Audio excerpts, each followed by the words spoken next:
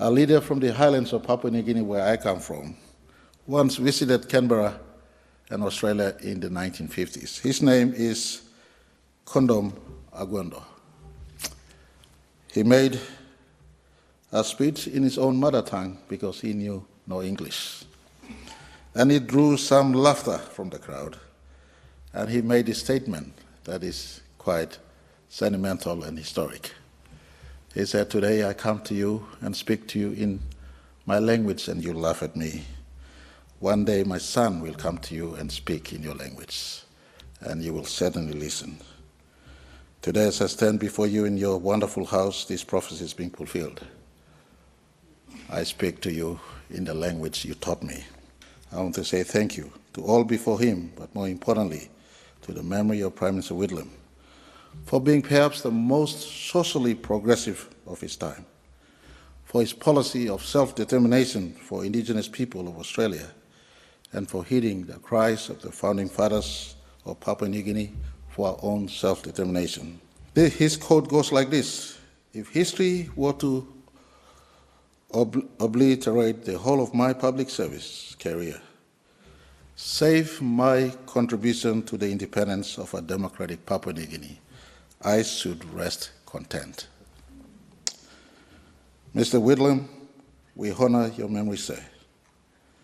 Your name is now etched into the history books of Papua New Guinea forever, taught in schools, uttered every year when we raised our flag and celebrated our independence on 16th September.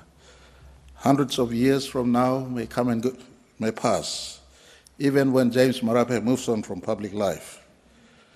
But the name Gough Whitlam will forever live on because of Papua New Guinea, because of Australia and your leadership then and his generation of leaders. Papua New Guinea is independent today. Rest content at God's bosom, Mr. Whitlam. But I want to take this time to, in a very special way, thank a special group of people.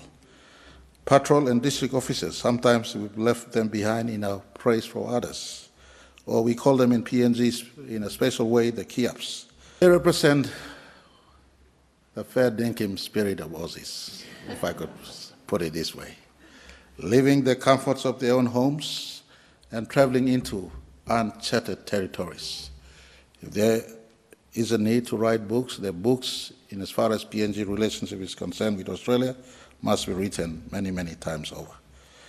In 1975, Mr. and Mrs. Hocknull, for instance, who were themselves in the early 20s,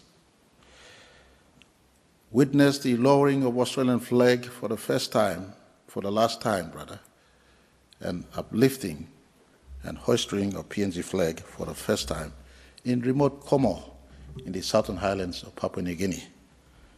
Como would have seen the first outside contact through them. They had the first son born with no modern hospital care, born in the remote villages of the southern highlands of Papua New Guinea. This is what I'm talking about, part of the contribution Australia has made to my country.